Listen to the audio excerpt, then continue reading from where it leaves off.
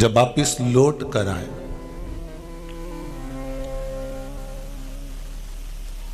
तब मेरे राघव जी ने हनुमान जी से कहा,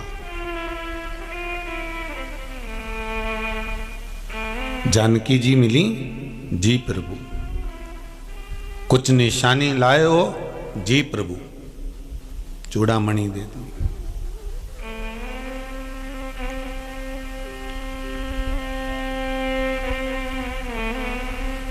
राम जी ने कहा, हनुमान तुमको मालूम है कि तुम कौन हो? आपको मालूम है आप कौन है?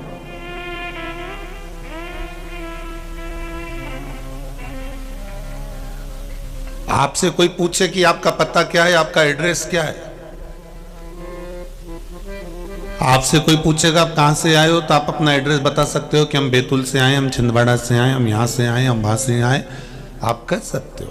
और अगर आप यहीं नवे गांव से भी आए हो तो आप कह दोगे मेरा इस वार्ड में इस जगह पर मेरा घर है, घर का नंबर 15 है और मेरा एड्रेस ये है। तो कोई आपसे कह दे ये तो आपके घर का एड्रेस है, आपका एड्रेस बताओ कि आप कहाँ रहते हो। तो उसने फिर कहा कि मेरी दुकान पे रहता हूं, तो दुकान का एड्रेस है, तुम्हारा एड्रेस कहाँ है, तुम कहाँ रहते हो।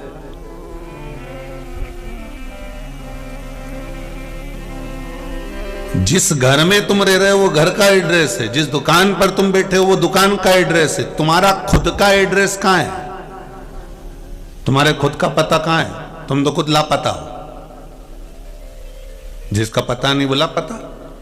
कोई तुमसे पूछे कि तुम्हारा पता कहां है, तो फिर तुम कह सकते हो मेरा पता केवल एक ही जगह पर है, वो है भगवान के चरणारविंद, शंकर के चरणों के अंदर मेरा पता है, उसके सिवा मैं कहीं नहीं रहता।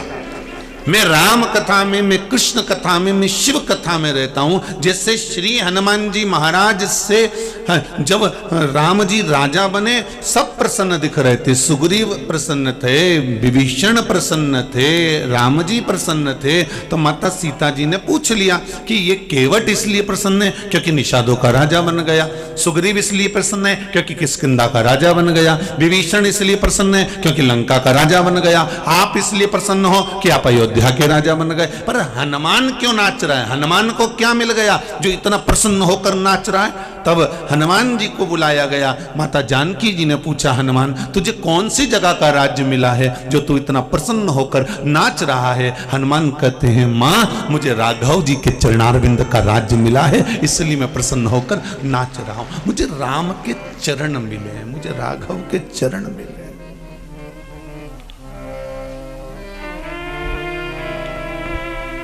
पवन तनय संकट हरण मंगल मूर्ति रूप, राम लखन सीता सहित हृदय बसहु सुरभूप।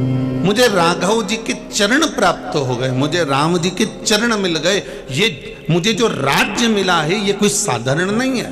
कोई आपसे कहे कि आपका पता क्या है, तो घर का पता नहीं देना है हमको, दुकान का पता नहीं देना है हमको, हमारा खुद का पता दीजिए कि हम कहाँ हैं। आज इतनी इतनी दूर से ये माताएं, छिंदवाड़ा से कोई 60 किलोमीटर, कोई 80 किलोमीटर, कोई 200 किलोमीटर, कोई 150 किलोमीटर, इतनी कड़कड़ाती हुई ठंड में माताएं बैग ले लेकर आई हुई हैं। कोई स्कूल में ठहरी हैं, कोई पंडाल में सो रही हैं, कोई भाई लोग कहीं पड़े हुए हैं। तो इनसे पूछा जाए तुम क्या मिला तुमको जो तुम लोग अपना अपना गांव छोड़कर, अपना अपना नगर छोड़कर, अपना अपना शहर छोड़कर, अपना अपना क्षेत्र छोड़कर ये नवे गांव में आकर रह रहे हो 7 दिन के लिए। तो इनसे पूछा जाए तो एक बात जरूर कहेंगे कि हमारा ठिकाना, हमारा मन, हमारी चित्त, हमारी वृत्ति और हमारा दिल शंकर के चरणों में लग गया, इसलिए अब न ठंड दिखती है न गर्मी दिखती है। हमारा तो केवल मन परमात्मा तक लग गया, हमारा चित्त परमात्मा तक पहुंच गया। 2 बजे आने के लिए 9 बजे घर से निकले होगे। कितनी जल्दी घर का भोजन बनाया होगा, करा होगा, और किसी ने तो नी भी करा होगा, तो डब्बे में बांध कर टिफिन में 4 पराठे रख कर और चले आ रहे, और तो भी कह रहे तू चल रही क्या, तो चल रही क्या, और 2-4 के बिठा बिठू के पहुंच गए।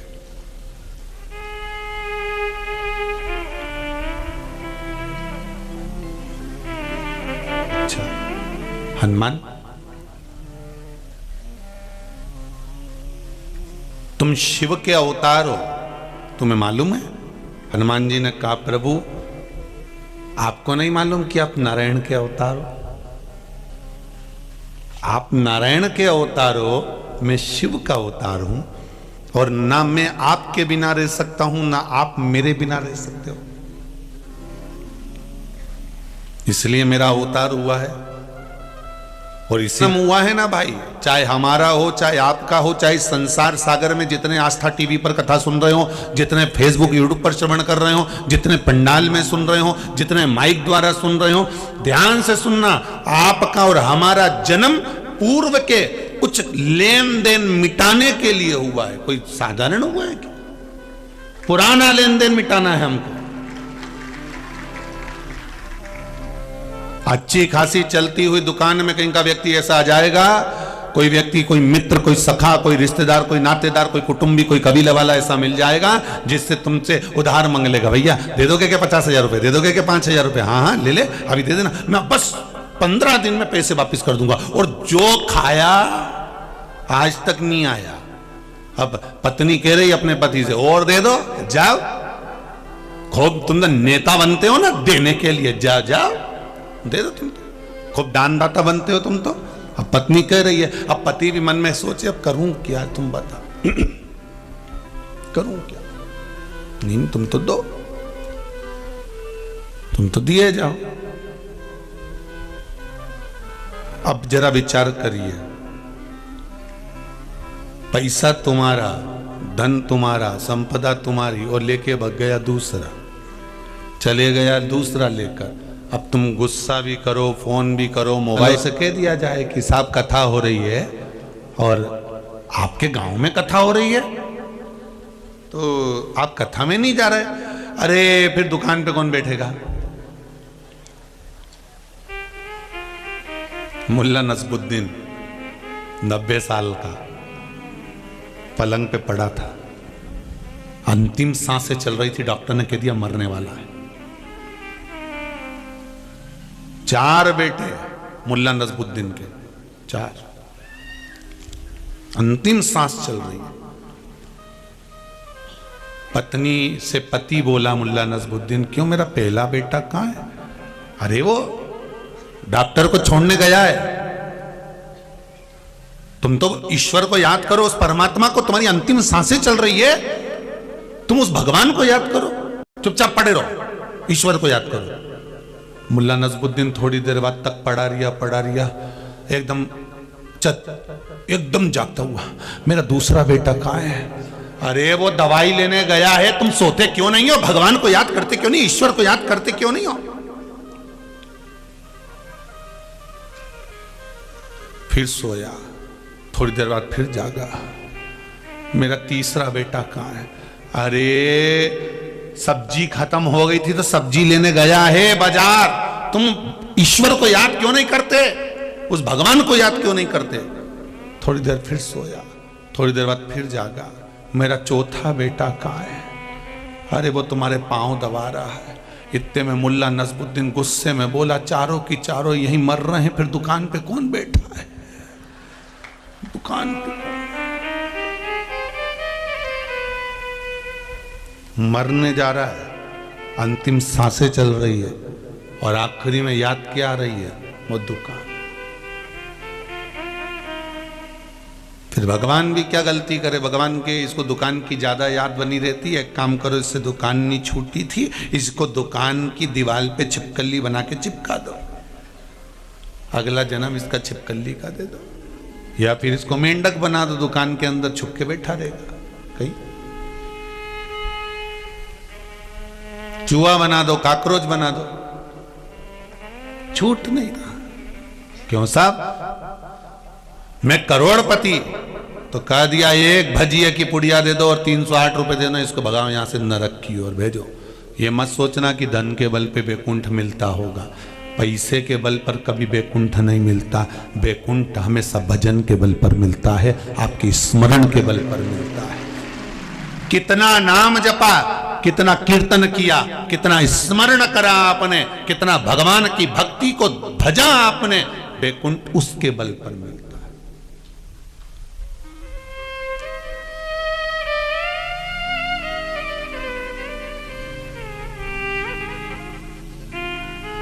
वैकुंठ उसके बल पर। अभी भी कुछ नहीं बिगड़ा, आप सबसे निवेदन है, मौका है भगवान के भजन का।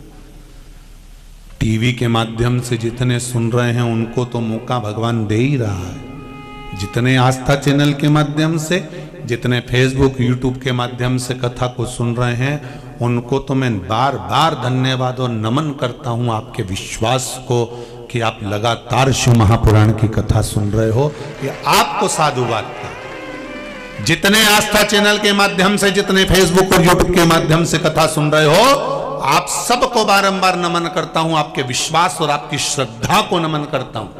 और इतना विश्वास आपने भगवान से जोड़ लिया शिव महापुराण के माध्यम से, इतना विश्वास जुड़ गया आपका कि आप टीवी के सामने बैठकर कथा सुनकर भी आप जो व्रत करते हो, जो साधना करते हो, ये इन पत्रों में लिखा है कि हम टीवी के माध्यम से कथा सुने और हमने ये करा और हमको लाभ मिला। ना हम आपसे मिले, ना आप हमसे मिले, और भगवान की भक्ति में ऐसे जुड़ गए कि बाबा ने आपको अपने चरणों में लगा लिया। यही तो चाहिए, यही चाहिए। शिवजी भगवान राम करें हनुमान जी से, आप जानते हो आप कौन हो? हनुमान जी ने कहा शंकर का अवतार, आप नारायण का अवतार। पर हमारा अवतार क्यों हुआ है कि पूर्व के कर्म को हमें भोगना है, इसलिए हमारा अवतार हुआ। पूर्व के कर्म को हमें भोगना।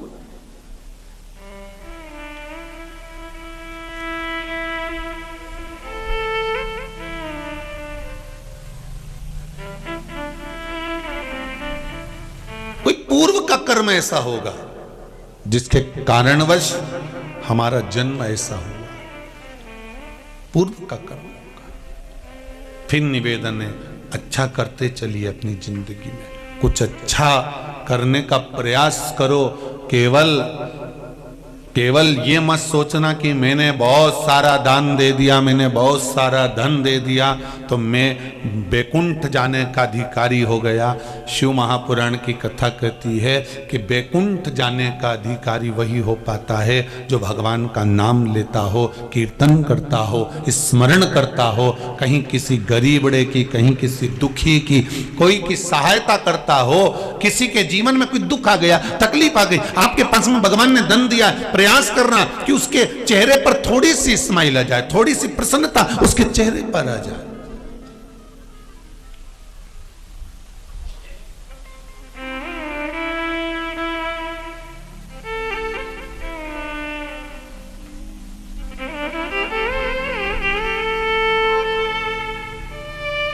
प्रयास करना कि उसके चेहरे पर थोड़ी सी प्रसन्नता का भाव प्रकट हो जाए।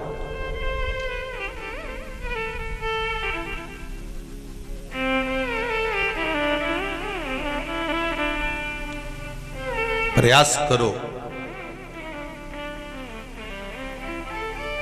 कि अगर किसी दुखी के चेहरे पर प्रसन्नता ला दी तो हो सकता है किसी मंदिर में दीप जलाने के बराबर हो जाए।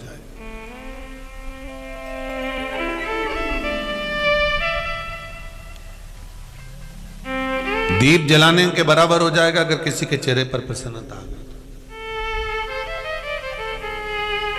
कुछ थोड़ा सा अच्छा करने का प्रयास करो। ध्यान दीजिएगा, भगवान राम ने कहा, हनुमान एक बात कहना चाहूंगा, ये जितने नदी, तालाब, सरोवर, बावड़ी, वृक्ष, लता, पत्र, पत्थर, ये सब पूर्व समय के कर्म का भोग रहे हैं, इसीलिए ये पत्थर बन गए। शिव महापुराण कहती है, गरुण पुराण कहती है, 20 लाख योनि, 84 लाख योनियों में 20 लाख योनि तो इन पेड़ पौधे की है। ये भी तो कर्म का भोग रहा है। कितना दुख सहन कर रहे होंगे, ठंड में पेड़ खड़े की खड़े हैं, कोई उनकी पत्ती नोच रहा है, कोई फल नोच रहा है। अच्छी दुर्वा की योनि अच्छी, कहीं लता और डाली की योनि अच्छी, पर उस वृक्ष वाली योनि में भी फल वाले वृक्ष की योनि ठीक नहीं है। क्यों? क्योंकि बेर का पेड़ बन गया, बेर लग गए, लोग डंडा लेके आ गए, जो झोड़ना चालू करा, ऐसा मारा, कोई पत्थर मारे, कोई डंडा मारे और बेर नीचे झड़े, बच्चे खाए खुश हो जाए। केरी के पेड़, आम के पेड़ पे जो पत्थर मारा, इमली के पेड़ में जो पत्थर मारा, उस वृक्ष से तो पूछो कि कितना भोगना पड़ रहा है उसको। उस वृक्ष से तो पूछा जाए कि उसको कितना भुगतना पड़ रहा है।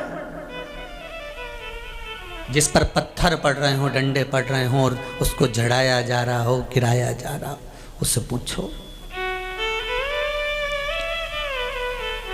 कितना भोगना पड़ता है। राम जी महाराज हनुमान जी से कह रहे हैं ये सारे जितने बने ये सब कर्म के दंड के कारण बने हैं। सुनो हनुमान, तुम लंका गए थे तो तुम्हें कुछ स्मरण रहा है कि नहीं रहा है? हनुमान जी कहते प्रभु आप ही की आज्ञा थी। जब आपने मुद्रिका निकाल कर दी, राम नाम लिखी मुद्रिका मुझे मिल गई, उस मुद्रिका को मैंने मुख में रख लिया, क्योंकि राम नाम अगर जिह्वा पर है, मुख में है, तो ऐसा कोई काम नहीं जो पूरा नहीं हो सकता। इसलिए मैंने उसको मुख में रखा, मैंने राम मुख में रखा। फिर हनुमान जी कहते हैं मैं लंका जाते समय सब जगह देख लिया और देखने के बाद मुझे एक पत्थर दिखाई दिया, शिला दिखाई दी, मैं उस पे चढ़ गया। तो राम जी ने पूछा तूने उस पत्थर को पहचाना कैसे कि इसी पे चढ़ना था?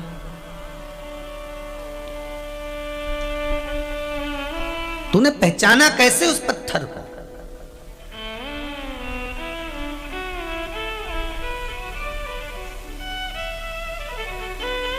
देखो राम कथा बहुत विस्तार है और राम जी की कथा बाँचने वाले इसको बड़े रोचकता से बाँचते हैं, बड़े विस्तार से बाँचते हैं। हमको तो थोड़ी बहुत जो बाबा ने, भोलेनाथ जी ने तीसरे नेत्र की कथा में दे दी है वही आपको बता रहे हैं। बाकी के राम कथा बाँचने वाले बहुत सुंदर भाव से इसको व्यक्त करते हैं। हाँ, एक बार अगर मौका मिलेगा तो जैसे यहाँ चल रही है त्रिनेत्र शिव महापुराण की कथा, वैष्णव शिव महापुराण की कथा हुई, अहिल्याबाई शिव महापुराण की कथा हुई, आगे चलकर कभी योग बनेगा तो श्री राम शिव महापुराण की कथा भी बाँचेंगे, प्रयास करेंगे पूरा। कोई पुराने गुण तत्व को लेते हुए, जैसे शिव महापुराण के अंतर्गत त्रिनेत्र के भाव से जो लिया गया है वो आपको सामने प्रस्तुत कर रहे हैं। जो लिया इस त्रिनेत्र शिव महापुराण से, जो ग्रहण किया वो आपके सामने। राम जी हनुमान जी से कह रहे हैं तूने उस पत्थर को कैसे पहचाना? जिस पत्थर पर तू चढ़ा था उस पत्थर को कैसे जाना है तू?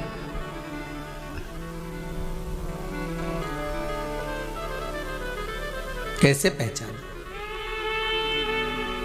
हनुमान जी ने कहा जो मुख में राम था, केवल मुख में राम नहीं था, ये मुद्रिका जो राम नाम की मुख में थी, अगर राम हमारे जिह्वा पर है तो ये 3.5 करोड़ रोम छिद्र में राम समाहित है।